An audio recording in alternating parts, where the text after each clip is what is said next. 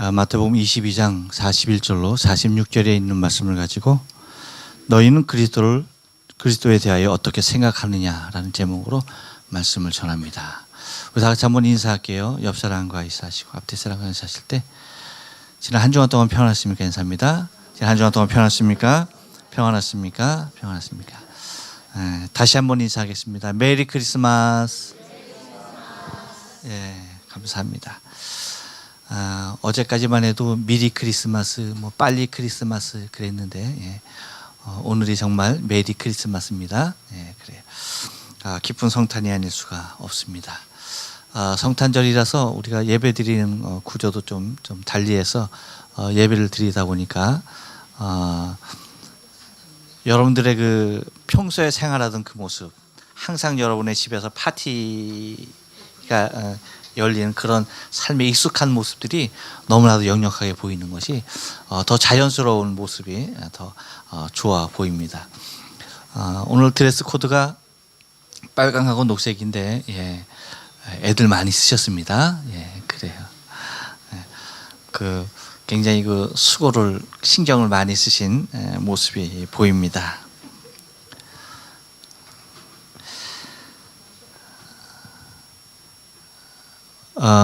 오늘 성탄절이라서 성탄절에 관한 특별한 말씀을 달리 준비할까 생각하다가 주일날 오전에는 계속 이제 마태복음을 강의하다 보니까 계속 강의하는 게 낫겠다. 근데 오늘 또 감사하게 오늘 본문의 내용이 예수님께서 바리새인들에게 묻는 질문 가운데서 너희는 그리스도를 누구라 하느냐, 어떻게 그리스도에 대하여서 어떻게 생각하느냐라고 하시는 그 질문이 어쩌면 지금 우리가 성탄절을 보내는 지금 우리의 세대에 질문하는 의미심장한 질문이 아닐 수 없다라는 생각에 제가 이 본문을 가지고 이게 정말 성탄에 관한 말씀이 바로 주님께서 우리에게 직접 하신 이 부분이겠구나라고 생각을 하면서 여러분 한번 말씀을 나누길 원합니다.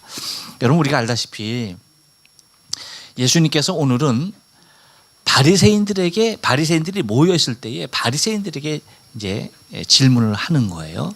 근데 그 전에 예수님 앞에 질문을 던졌던 세 가지가 있었습니다. 근데 제가 똑같은 단어를 사용했어요. 예수님이 바리새인들에게 하는 질문, 그리고 그들이 누군가가 예수님한테 질문이라고 하는 똑같은 단어를 썼는데 사실은 단어는 똑같지만 의미는 전혀 다른 의미에서 질문이라는 표현을 여러분이 좀 분별을 하셔야 될 것 같다라는 생각이 먼저 듭니다. 근데 먼저 예수님께 질문했던 바리새인들이 자신들의 제자들을 보내서 예수님을 시험하죠. 예수님을 시험했던 그 모습이 뭐냐면 쇳돈을 가지고 시험했었죠. 그렇죠? 데나리온을 가지고 이것을 하나님께 드리는 것이 옳으냐, 이것을 로마 가이사에게 드리는 것이 옳으냐라고 하는 질문을 해요. 그럴 때 예수님께서 동전을 내게 보이라 하시면서 이 형상이 누구의 것이냐, 가이사의 것입니다. 그렇다면 가이사의 것은 가이사에게, 하나님의 것은 하나님께 드리라 라고 하는 질문을 통해서 그들에게 이 세상의 것과 하나님의 것이 구별되어 있음에 대하여서 우리에게 말씀을 해주시고, 또 두 번째는 이제 사두개인들이 예수님 앞에 나와서 그들은 스스로가 생각하기를 부활이 없다라고 믿는 사람들이죠. 그러니까 이제 부활에 관해서 이제 논쟁을 핍니다. 그래서 이제 한 남자가 한 여인에게 장가를 들었는데 후사가 없이 죽었다. 여러분 모세 율법은 어떻습니까? 형이 장가를 들었는데 후손이 없이 죽었어요. 그러면 아우가 형수에게 다시 장가들어서 처음 낳은 아이를 갖다가 형님의 이름으로 그 유업을 잇게 해야 하는 것이 이 이스라엘의 율법이에요. 그런데 둘째도 형수에게 장가들었는데 둘째도 자식이 없이 죽었다. 근데 7 형제가 있었는데 7 형제가 다 형수와 결혼을 해서 아기를 가지려고 했지만 아무도 갖지 못하고 다 죽었다. 나중에는 이 여자도 죽었다. 그러면 부활이 있다라고 한다면, 사람이 다시 사는 것이 있다라고 한다면 도대체 이 여자는 누구의 아내가 되겠느냐라고 하는 모습으로 예수님 앞에 질문을 던지죠. 이게 다 올무를 놓는 것이죠. 말의 올무였습니다. 근데 여기에서도 주님이 말씀하죠. 너희가 오해하였도다. 하나님의 능력도 하나님의 말씀도 너희가 알지 못한다 하면서 말씀을 하시죠. 부활의 때에는 우리가 시집가고 장가가는 것이 있다 없다? 없다. 천사와 같이 되어진다라고 말씀을 했습니다. 세 번째는 율법사가 나와서 예수님을 시험하죠. 많은 계명들이 있는데 어떤 계명이 크냐라고 했을 때 예수님께서 하나님을 사랑하고 이웃을 사랑하라. 이것이 율법과 선지자의 강령이다. 그러니까 선지자와 또한 율법에서 말하는 것 중에 최고의 으뜸이라고 그렇게 말씀을 해 주십니다. 이러한 세 가지 질문을 통해서 예수님은 예수님을 이게 질문했던 의도는 뭐냐면 예수님을 넘어뜨리려고 했던, 예수님을 올무에 잡아 넣으려고 했던, 말의 올무에 잡아 넣으려고 했던, 그래서 눈에 가시인 예수를 어떻게 해서든지 죽이기를 원하는 그 모습에서 시도를 한 거였습니다. 그런데 예수님께서 오늘 본문에 41절 말씀 보면 바리새인들이 모였을 때 예수님께서 그들에게 물으십니다. 바리새인들이나 사두개인들은 예수님 앞에 나와서 예수님을 무너뜨리려고 의미로 보내기도 하고 또한 대표성을 가진 자가 와서 예수에게 질문을 했지만 예수님은 바리새인들이 모였을 때에, 그들이 공공적으로 모였을 때에 그들에게 전체적인 질문을 하고 있다라고 하는 사실을 우리가 바라봐야 돼요. 그러면서 예수님께서 그들에게 던지는 질문은 다른 질문이 아니라 곧 그들에게 있어서 정말 그리스도가 이 땅에 우리의 생명을 주시기 위해서 오시는 하나님인데 너희는 어떻게 생각하느냐라고 하는 질문을 통해서 그들이 예수를 죽이려고 했던 질문과 예수님께서 그들을 살리려고 했던 질문은 전혀 다른 의미의 질문이었다는 것을 여러분 우리가 먼저 전제해야 한다는 것입니다. 예수님께서 보복적인 의미로 너희가 나를 그렇게 했어? 나를 그렇게 했어? 그렇다면 나도 너에게 질문할 테니까 너희가 받아봐 라고 하는 그런 의도가 결코 아니었습니다. 너희는 나를 해하려고 하고 너희는 나를 넘어뜨리려고 했지만 나는 너희의 영혼을 세우러 온 그리스도 메시아 되심에 대하여서 질문하였던 것을 여러분 우리는 기억을 해야 합니다. 여러분 구원에 대한 일들을 우리는 때때로 사람의 편에서 생각하기가 쉬워요. 그런데 그 구원이라고 하는 것은 우리를 위한 구원의 계획은 그 계획과 성취까지 모든 것이 다 하나님의 주권 안에 있음을 우리는 고백하지 않을 수가 없는 것이에요. 무슨 얘기냐면 구원은 여러분 영적인 것이지 결코 육적인 것이 아니다라고 하는 사실을 우리가 먼저 알아야 돼요. 이것이 뭐냐면 여러분 우리가 우리의 영은 죽었습니까? 살았습니까? 그렇죠. 살았어요. 네. 예수 그리스도로 말미암아서 살았습니다. 근데 예수 그리스도께서 우리를 위해서 대속의 죽음을 죽으시기 전까지는 우리의 영은 어떻게 하는 겁니까? 죽은 거예요. 하나님과 완전한 단절된 상태에 있기 때문에 하나님 앞에 이룰 수 없어요. 그렇기 때문에 하나님이 독생자 예수 그리스도를 보내셔서 당신과 우리와의 관계의 회복, 다시 말하면 우리가 하나님 앞에 온전한 관계가 회복되기 위해서는 하나님은 영이시기 때문에 우리의 영이 살아야만이 그분과 교제가 가능한 거예요. 관계가 회복되는 거예요. 그렇기 때문에 여러분 주님께서 우리의 영을 살리기까지는 우리의 육으로서 생각하고 우리의 육으로서 판단하고 했던 그 모든 것들은 가지 않다는 얘기예요. 더군다나 우리의 구원에 있어서 어떠한 영향을 미칠 수가 없다는 것을 우리가 알아야 한다는 것입니다. 그러니까 죽어있는 영으로서 우리의 구원을 논할 길이 없다는 거예요. 육신이 살아있다 하여서 육체적으로 성취할 수 있는 영의 조건이 결코 아니었다는 것입니다. 그래서 하나님의 구원의 계획은 처음부터 창세기로부터 원시복음으로부터 신약에 나오는 예수님께서 이 땅에 성육신에서 이 땅에 오신 바로 성탄절, 오늘 이 땅에 오신 예수 그리스도 아기 예수 그분의 탄생에 이르기까지 모든 구원의 계획은 하나에서부터 열까지 하나님의 섭리와 계획 가운데서 철저하게 이루어졌다는 사실을 우리는 알아야 합니다.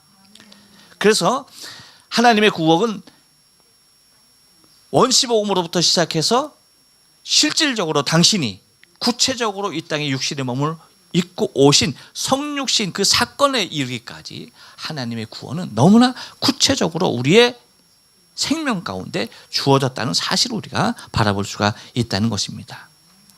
하지만 여러분, 이런 엄청난 구원이 하나님의 전적인 은혜 가운데 우리에게 주어졌는데, 이 구원받은 백성들의 삶이라고 하는 것이, 이 구원이라고 하는 것이 여러분, 이 구원을 이룬 메시아의 탄생이 지금 21세기에 과연 어떠한 모습으로 그분의 탄생이 우리에게 다가오고 있느냐라고 하는 것이,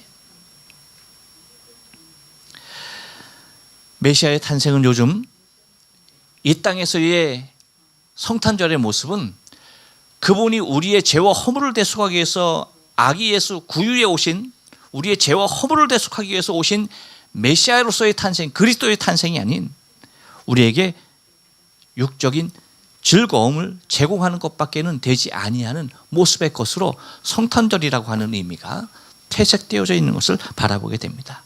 그래서 성탄절의 주인 하면은 예수 그리스도가 아니라 여러분 선물이 되어지고요, 그렇죠? 산타가 되어지고요. 우리도 트리를 예쁘게 우리 이혜경 원사님이 만들어놨는데, 그래서 성탄 트리가 성탄절의 메인 주인공이 됩니다. 그래서 오늘 여기 있다가 저 뒤로 보내놨어요. 꼭 그런 의미는 아니고요. 웃자고 했는 얘기인데 여러분 절대 웃지 않는 것을 보니까 제가 실수한 것 같아요. 죄송해요.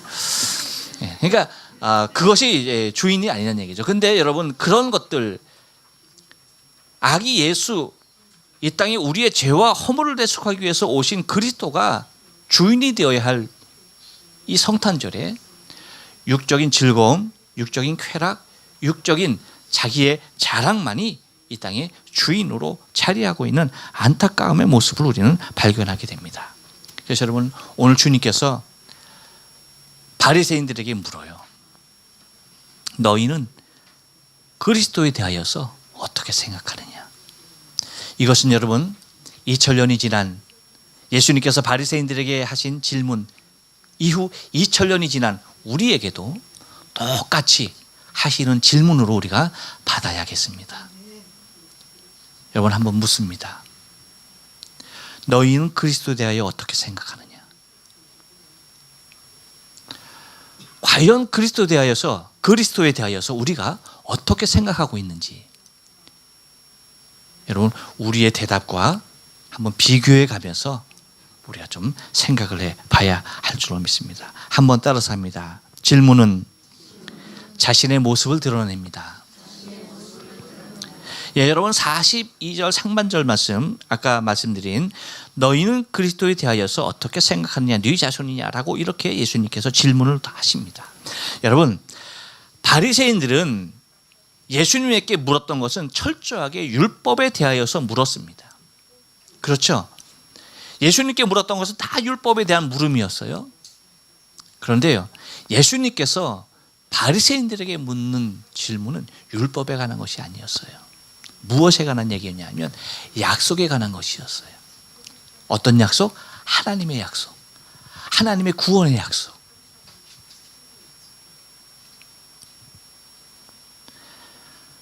곧 바리새인들의 질문은 요즘에 많은 사람들이 생각하고 있는 그 지식을 그대로 우리에게 전하고 있는데, 주석학자 매튜엘은 이렇게 말해요. 많은 사람들이 율법에 대한 지식으로만 가득 차서 마치 그리스도의 은혜와 공로가 없이도 율법의 의무를 다함으로 구원을 받을 수 있다는 것으로 생각하고 그리스도를 잊어버린다. 그러니까 무슨 얘기냐면 율법으로 가득 차 있기 때문에 그 율법, 자기 안에 가득 차 있는 그 율법이 자기 자신을 구원할 줄로 생각하고 있다는 얘기예요. 그런데 율법에서 정작 말하고 있는 메시아, 구원자 그리스도에 대한 그의 능력과 힘으로써 구원되어지는 그 길에 대하여서는 생각을 하지 않고 있다는 얘기입니다.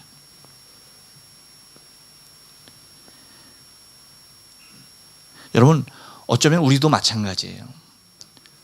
우리도 그리스도, 그분으로 말미암아서 우리 자신이 구원된다라고 하는 모습에 대한 고백이 우리의 신앙의 삶 가운데서 우리의 행위로서 나타나 보여져야 하는데, 우리의 행위는 그리스도와는 전혀 관계없는 모습의 행위들이, 사고들이, 또한 우리의 모습들이 얼마나 많이 표출되고 있는지 모른다는 거죠. 과연 그리스도로 말미암아서 구원받은 생명인가? 과연 그리스도가 주인으로 오는, 정말 그리스도가 다스리는 삶을 사는 가운데 있는 생명인가가 의심스러울 정도로 우리의 모습을 보면요, 어쩌면 우리의 의에 가득 차 있는, 내 행위에 가득 차 있는 내 자신의 오름이 어쩌면 하나님께서 말씀하신 메시아의 그 우위에 정념하여서 내가 알고 있는 지식과 내가 배운 지식과 그리고 내가 경험한 일들이 어쩌면 하나님의 말씀 그 위에, 메시아 그 위에 상위하고 있는 우리의 모습들을 바라볼 수가 있다는 것입니다. 그래서 여러분, 우리가 생각해야 할 것은 도대체 우리는 그리스도에 대하여서 도대체 어떻게 생각하고 있는가? 나는 그리스도에 대하여서 무엇라고 생각하고 있는가 하는 사실을 우리가 생각해 봐야 한다는 것입니다. 그래서 예수님의 질문을 통해서 예수님은 약속을 부여잡고 당신의 약속을 드러내는, 하나님께서 당신을 이 땅에 보내신 그 의를 드러내는 모습, 당신이 그리스도이심을 드러내는 질문을 하고 있지만, 바리새인들, 율법사들은, 사두개인들은 그것과는 전혀 상관없는 이 세상의 것, 이 땅의 것만을 생각하는 그러한 질문을 함을 통하여서 질문 그 속에 그 사람의 뜻, 그 사람의 인격, 그 사람의 자신의 모습을 드러내고 있는 것을 발견하게 된다는 것입니다. 요즘 한국에서 청문회가 계속 이어지고 있어요. 제가 청문회 영상을 이렇게 조금씩 보는데, 야, 정말 질문하는 의원들의 모습이 그 사람의 인격이다 싶은 것이 아주 잘 보이더라고요. 한계더라고요. 질문은 자신의 한계예요. 여러분, 예수님께서 질문하신 것, 그것은 뭡니까? 너희는 그리스도를 누구라고 생각하느냐? 이 질문을 통해서 당신이 그리스도이며 당신이 하나님의 아들이시며 당신이 곧 하나님이심에 대하여서 증언하고 있는 것입니다. 여러분, 그 하나님이 오늘 우리 안에 탄생하심을 믿습니다. 또나 너희는 그리스도에 대하여서 어떻게 생각하느냐라고 하는 질문은 여러분 한 번 더 따라서 합니다. 그리스도는 하나님이십니다. 여러분, 46절 상반절의 말씀을 보면 이렇게 얘기해요.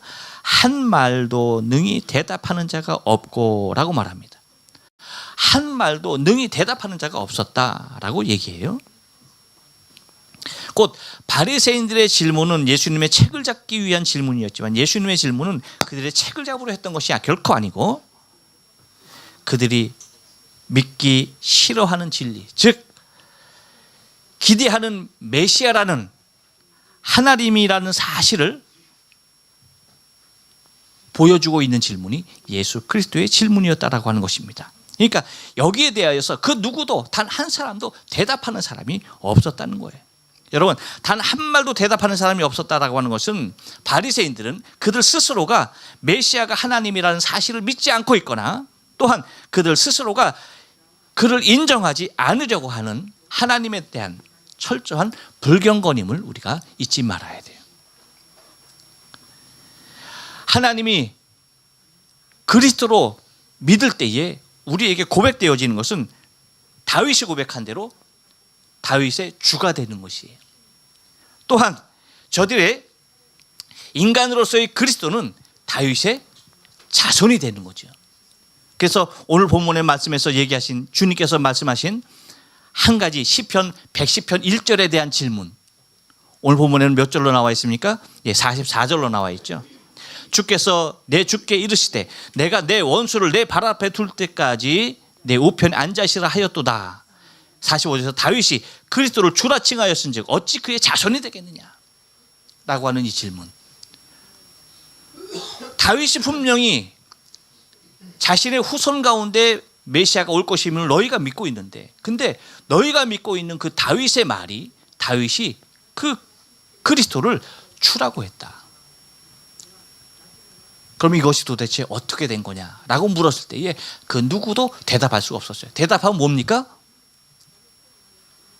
예수가 하나님이 되어야 하는데 철저하게 하나님이 아니라는 사실로 그들은 세 가지 질문을 통해서 예수를 올무에 잡으려고 단지 육신적인 눈으로 보고 사람으로만 생각하고 자신들을 괴롭히는 한낱 이단자로 생각하지 않았던 것입니까? 바로 그랬거든요. 그렇기 때문에 도대체 이 말씀에 대하여서 정상적으로 하나님을 섬기는 반열에 있었다고 한다면 다음에 어떤 대답이 나왔어야 할까요? 주여 나는 죄인이로소이다. 베드로가 고백한 대로 나를 떠나소서, 이 말이 나와야겠죠. 근데 그 누구도 대답하는 이가 없었다는 사실을 우리는 기억을 해야 합니다.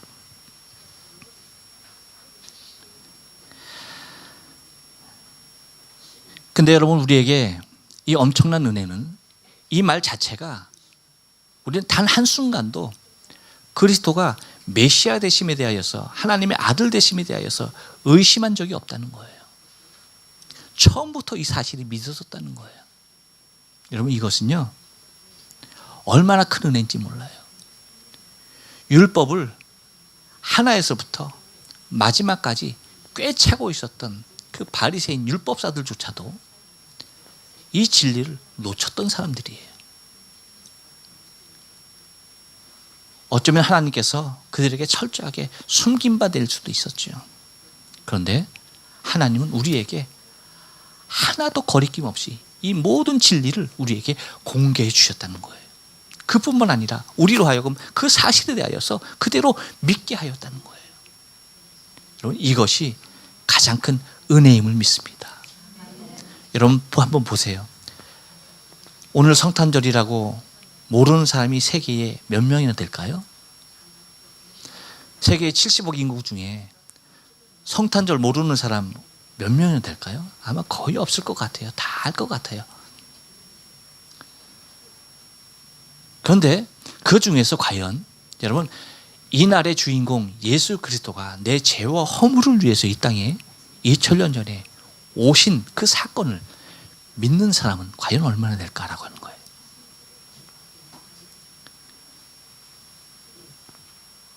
그렇게 많지 않아요, 여러분. 그런데 우리는 그 사실에 대하여서 단 한 번도, 단 한 차례도, 단 홀이라도 의심하지 않아요. 그것이 그대로 믿고 감사하고 그분에 대하여서 오늘 우리가 예배하며 황금과 유황과 몰약을 들었던 동방박사들과 같이 그분의 탄생 앞에 우리의 생명을 들여서 그분을 경배하는 것입니다. 이것이 은혜라고 하는 거예요. 그래서 그리스도께서 하나님 되심에 대하여서는 우리만이 증거하는 것이 아니고요. 성경에서 여러 군데 증거하고 있는데요. 여러분, 엘리사벳 아시죠? 엘리사벳도 누가복음 1장 43절에 보니까 내 주의 모친이 내게 나오니 이 어찌된 일인고. 마리아가 엘리사벳을 임신하고 나서 찾아가지 않습니까? 그때 엘리사벳은 이미 세례 요한을 잉태하고 있잖아요. 되고 있잖아요. 근데 그것을 보고서 뭐라고 하는 거예요? 마리아를 보고서 얘기하기를 그거예요. 내 주의 모친이라고 하는 거예요. 그 태안에 있는 아기 예수를 갖다가 뭐라고 고백했어요? 내 주라고 고백했어요. 그것뿐만 아닙니다, 여러분. 누가복음 1장 48절에서도 육신의 어머니 마리아도 이렇게 얘기해요. 하나님 내 구주. 이 놀라운 일이 아닐 수가 없는 거예요. 내가 잉태한 그 아기가 하나님 내 구주가 되셨다라고 그렇게 고백해요. 여러분, 이것이 은혜라고 하는 거예요.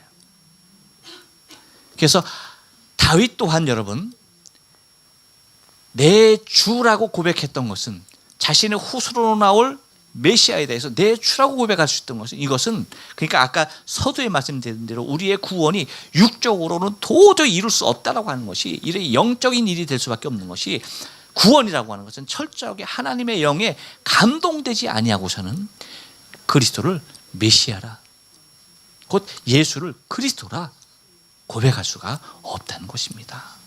그러니 여러분, 우리의 입술로, 우리의 마음으로 믿어 의에 이르고 우리의 입술로 고백하여 구원에 이르는 예수가 나의 구주, 예수 그리스도 되십니다 라고 고백할 수 있는 것은, 이것은 전적으로 하나님의 은혜가 아닐 수가 없다는 얘기합니다. 그러므로 그리스도는 하나님이심을 우리는 믿어 의심치 않습니다. 또한 여러분, 너희는 그리스도에 대하여 어떻게 생각하느냐라고 하는 질문을 통해서 우리가 바라볼 수 있는 그리스도는요, 한 번 더 따라서 합니다. 그리스도는 찬양의 대상입니다. 46절 하반절에 보니까 이렇게 얘기해요. 그날부터 감히 그에게 묻는 자도 없더라라고 얘기합니다. 이제 모든 질문의 종결이 왔어요. 이 얘기는 뭐냐면, 여러분 한번 생각해 보세요. 구속받음으로 그리스도를 영화롭게 하지 않으면 하나님께서는 많은 사람을 잠잠케 하심으로 그리스도를 영화롭게 하신다는 거예요.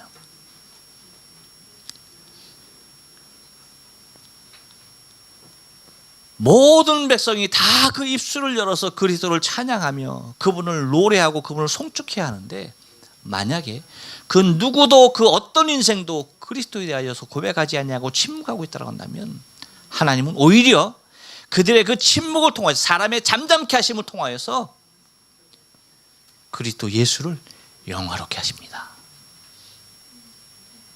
얼마나 많은 바리새인들이 모여 있음에도 불구하고 그분의 말에 대하여서 잠잠하고 그분을 그리스도로 고백해야 함에도 불구하고 한마디도 얘기 못하지만, 오히려 그 얘기 못하는 그것을 통하여서 무엇입니까?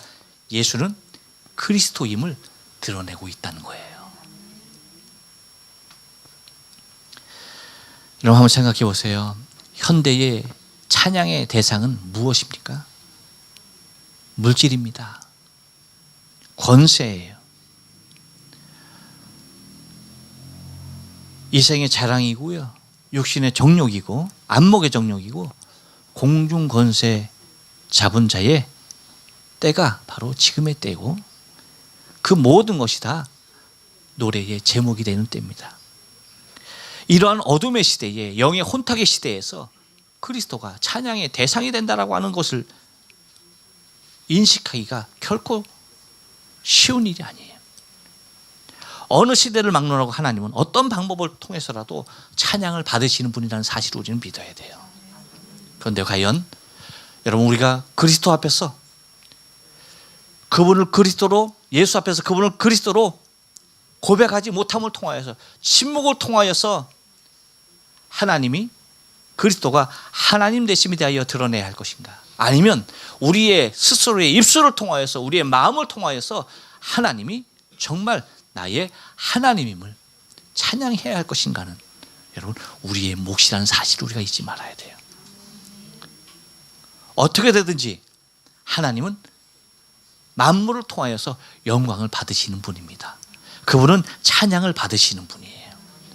그렇기 때문에 여러분, 오늘도 우리가 이어서 하나님을 찬양하고 그분 앞에 춤추며 구원해 주신 그분 앞에 기뻐 뛰놀며 아름답게 그리스도 안에서 구원받은 백성들이 모여서 함께 이 구원의 기쁨을, 나 하나만의 기쁨이 아니라 우리 모두의 기쁨을 함께 아우러서